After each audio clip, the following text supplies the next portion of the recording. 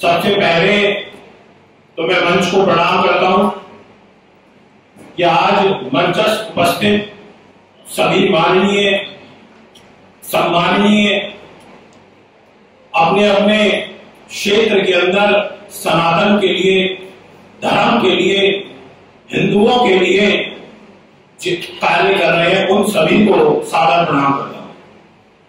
विशेष रूप से परम आदरणीय राकेश जैन जी, आपसे परिचय बहुत पुराना है।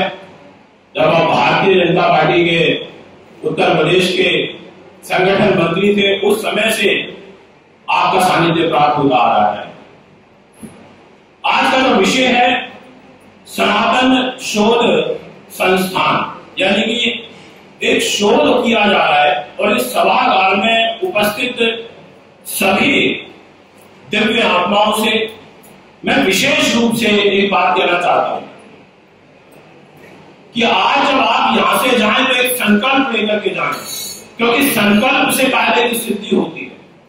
जब कोई पूजा पाठ होती है तो उस पूजा पाठ के अंदर सबसे इंपॉर्टेंट पार्ट होता है कि संकल्प, कि आखिर इसका प्रयोजन क्यों किया जा रहा है। संकल्प ये लेकर के जाएं कि जो वर्तमान परिप्रेक्ष्य इस समय देश का चल रहा है, उसको ध्यान में रखते हुए जितने भी कार्य भी ऐतिहासिक रूप में हो रहे हैं, उसके साक्षी आप और हम हैं। जो कार्य बहुत लंबे समय से लंबित थे, वो सारे ऐतिहासिक कार्य हम लोगों के सामने हुए हैं। हमें पर्यावरण को सुरक्षित करना है।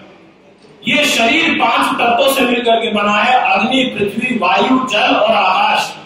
आकाश में बाकी के चारों तत्व विद्यमान हैं।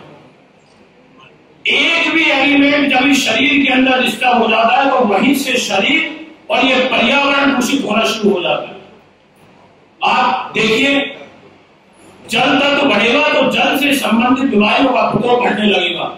अग्नि तत्व बढ़ेगा तो अग्नि से संबंधित रोग शरीर के अंदर बढ़ने लगेंगे। बीपी आ जाएगा, मांसपेशी में प्रॉब्लम हो जाएगी, ब्रेन हेमरेज हो जाएगा, हेडेक होने लगेगा।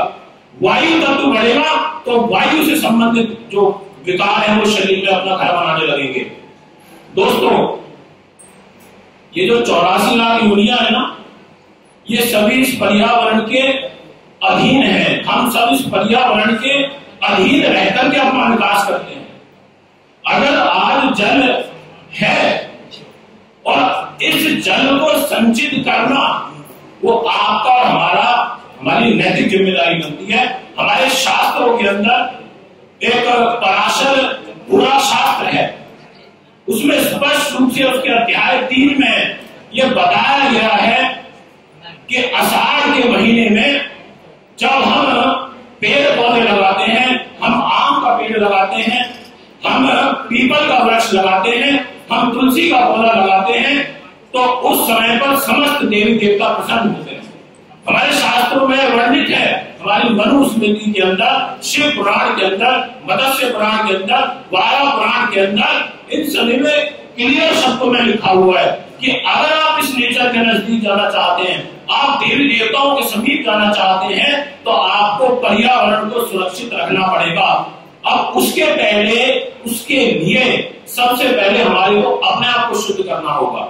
अगर हम शुद्ध होंगे तो पर्यावरण भी शुद्ध होगा, हमारी सोच शुद्ध होगी तो पर्यावरण सुरक्षित होगा।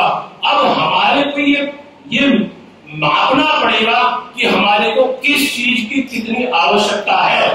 अब आज एक व्यक्ति 60 लीटर पानी के अंदर स्नान कर रहा है, 3 बाल्टी पानी के अंदर स्नान कर रहा है, वो कोई औचित्य नहीं है। जैसा आदरणीय राकेश जैन साहब ने कहा अभी कि हमारे को जल को अगर सुरक्षित करना है तो ये हमारे को सोचना पड़ेगा। अभी हम हैंड वॉश कर रहे हैं, हमने टूटी खोल दी, चल रही है टूटी, जल बह रहा है, बिल्कुल ठीक बात है। भविष्य के अंदर जब युद्ध होगा ना, तो जल को लेकर के होगा, ये मैं आपको कह सकता हूं। जल को लेकर युद्ध होगा तो पानी को लेकर के जो परिस्थितियां इस समय बनी हुई हैं विश्व पटल के ऊपर, आगे आने वाले समय में बहुत जबरदस्त परेशानी आने वाली है। इसलिए दोस्तों, मैं आपसे यही कहूंगा कि आपको 5 एलिमेंट्स को सुरक्षित करना है। 5 एलिमेंट्स जब ठीक रहेंगे तो पर्यावरण भी ठीक रहेगा।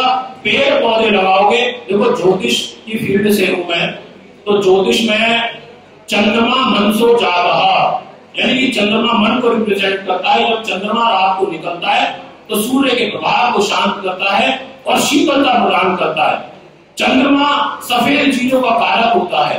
अब चंद्रमा, शास्त्र ऐसा कहते हैं, ज्योतिष शास्त्र ऐसा कहता है कि यदि आप दूध देने वाले वृक्ष, रस देने वाले वृक्ष लगाते हैं तो समझ लीजिए कि आपका चंद्रमा मजबूत हो रहा है। अगर आप फूल देने वाले वृक्ष लगाते हैं तो समझ लीजिए आपने देवगुरु बृहस्पति को मजबूत कर दिया। अगर आप फल देने वाले वृक्ष लगाते हैं तो समझ लीजिए आपने शुक्रदेव को प्रसन्न कर लिया।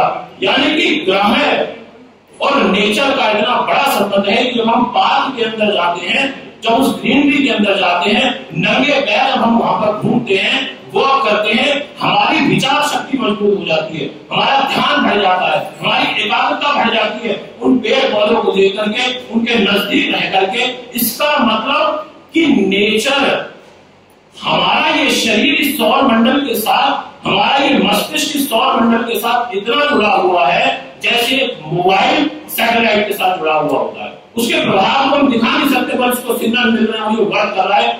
ऐसे ही अगर आप बुद्ध को मजबूत करना चाहते हैं, क्योंकि बुद्ध हरे रंग का होता है, यानी कि आप ग्रीनरी को अपने आसपास रखिए। आदरणीय जैन साहब ने कहा पीपल का वृक्ष, बिल्कुल ठीक बात है। पीपल का वृक्ष जितनी ज्यादा ऑक्सीजन देता है उससे ज्यादा कोई नहीं देता। कोरोना काल में गांव देहात में लोग क्यों बचे? आप पीपल के वृक्ष के नीचे एक व्यक्ति को बैठा दो 4 घंटे के लिए, उसको डेली बैठाओ 2-4 घंटे के लिए, उसको आराम वहां पर कराओ, उसकी छाया के अंदर वो रहेगा, उसको ऑक्सीजन की आवश्यकता नहीं पड़ेगी, उसकी ऑक्सीजन की आपूर्ति अपने आप होने लगेगी। यानी कि हमारे यहाँ ऐसे विधान दिए गए हैं, बस केवल उन्हें हमें समझने की आवश्यकता है, समझाने की आवश्यकता है, स्वयं से अध्ययन करने की आवश्यकता है, अपने अंदर चेंजेस लाने की आवश्यकता है। मैं यहां से बोल करके तो चला गया, अब मैं खुद ही अगर उस चीज का पालन न करूं तो उसका कोई औचित्य नहीं बनता। इसीलिए मैं आप सभी से एक बार पुनः निवेदन करूंगा, मंच को प्रणाम करूंगा, मंच पर उपस्थित सभी दिव्य आत्माओं को प्रणाम करता हूं कि आपने समय निकाला। इस कार्यक्रम के आयोजक जायसवाल साहब को बहुत बहुत धन्यवाद देता हूँ, इतना सुंदर व्यवस्थित कार्यक्रम किया। मंच संचालक गोविंद जी को धन्यवाद देता हूँ। जय श्री राम, जय जय श्री राम।